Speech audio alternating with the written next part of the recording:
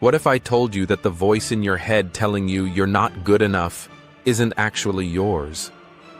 That nagging doubt, that constant second guessing, that feeling like everyone else has it figured out while you're just pretending to know what you're doing. Here's the shocking truth. That voice was programmed into you, and today, we're going to reprogram it.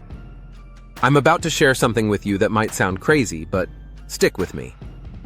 Last week, I met a woman who hadn't spoken up in a meeting for 3 years. 3 years of brilliant ideas locked away because she convinced herself they weren't worth sharing. But here's what happened when she finally understood what I'm about to tell you. She not only spoke up, she got promoted within 2 months. And no, this isn't some feel-good fairy tale. This is the science of confidence, and it works faster than you think. You see, most people approach self-doubt like it's a character flaw they need to fix.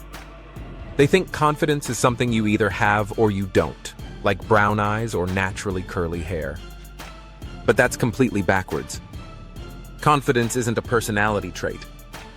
It's a skill. And just like any skill, it can be learned, practiced, and mastered. Let me start by destroying the biggest myth about self-doubt. You've probably heard that successful people don't experience doubt, right? Wrong. Dead wrong.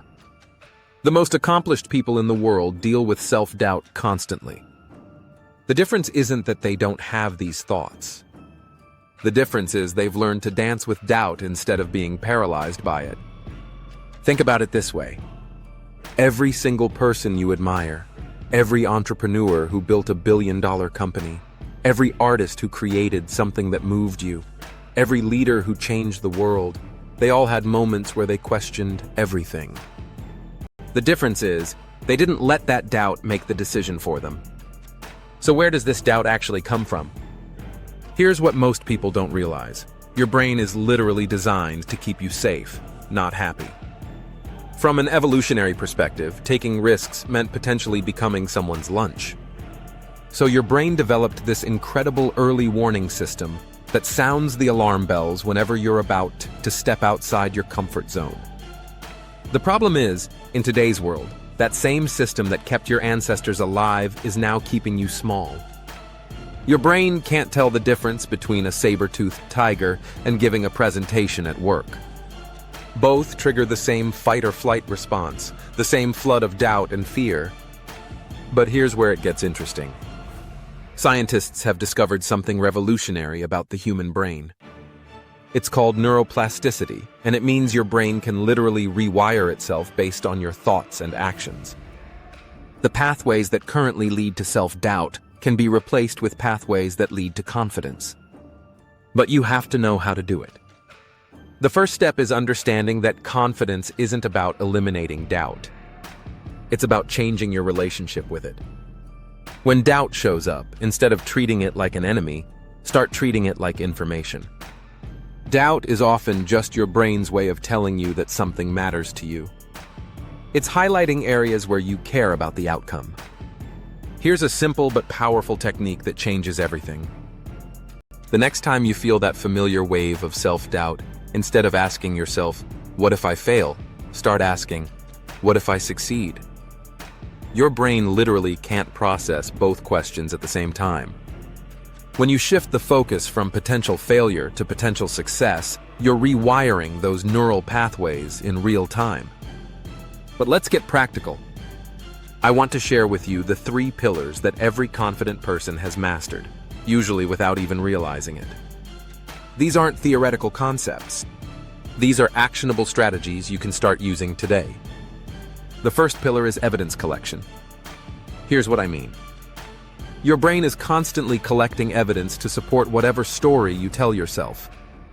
If you tell yourself you're not good enough, your brain becomes a detective searching for proof that you're right. It will filter out compliments, minimize your achievements, and magnify your mistakes. But here's the beautiful part.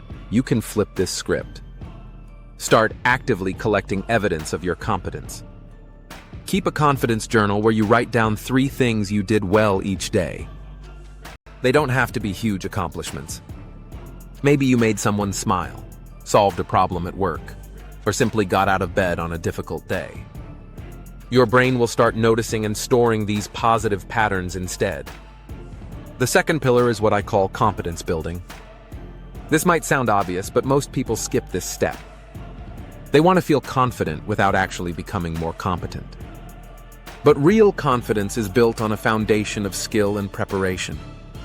The fastest way to build confidence in any area is to systematically improve your abilities in that area. If you're nervous about public speaking, join a speaking group. If you doubt your professional skills, take a course or find a mentor. If you're insecure about your appearance, focus on health and fitness. Competence breeds confidence, and confidence breeds more competence. It's a beautiful upward spiral. The third pillar is exposure therapy, but not the kind you might think. Instead of throwing yourself into the deep end, start with micro-challenges. If networking events terrify you, don't start with a room full of strangers. Start by having one meaningful conversation with a cashier. If you want to start a business but feel overwhelmed, don't quit your job tomorrow. Start with one small side project. Each small victory rewires your brain's definition of what's possible for you. Your confidence expands gradually but consistently, like a muscle that gets stronger with regular exercise. Now, let me address something crucial that nobody talks about. There's a difference between confidence and arrogance, and understanding this distinction is vital. Arrogance is insecurity wearing a mask. It's loud, defensive, and needs constant validation from others. Real confidence is quiet, secure, and self-validating. Confident people can admit when they don't know something, because their worth isn't tied to being perfect. They can accept feedback because they see it as information, not attack. They can celebrate others' success because they don't view life as a zero-sum game. Here's something that might surprise you. Some of your self-doubt might actually be serving you. Healthy skepticism prevents you from making reckless decisions. The goal isn't to become someone who never questions themselves. The goal is to become someone who questions productively rather than destructively. As we wrap up, I want you to remember that building confidence is not about becoming a different person. It's about becoming more of who you already are. That voice of doubt has been running the show for too long, making decisions about what you can and can't do, what you should and shouldn't try. But starting today, you get to choose which voice gets to drive. You get to decide whether that whisper of possibility or that shout of doubt gets to determine your next move. The woman I mentioned earlier who finally spoke up in meetings? She didn't become a different person. She just stopped letting doubt make her decisions for her. Your confidence is not something you find. It's something you build, one small, brave action at a time. Every time you do something despite the doubt, you're casting a vote for the person you're becoming. And eventually, those votes add up to a landslide victory over the voice that's been holding you back. So here's your challenge. Identify one area where self-doubt has been keeping you small, and take one small action toward growth in that area this week. Document the experience. Notice how it feels to act despite the doubt, rather than because of its absence. Remember, confidence isn't the absence of doubt. It's the presence of courage in spite of doubt. And that courage? You already have it. You just need to start using it. If this resonated with you, I'd love to hear about your confidence-building journey in the comments below. And if you're ready to dive deeper into mastering your mindset, make sure to subscribe, because we're just getting started on this transformation together.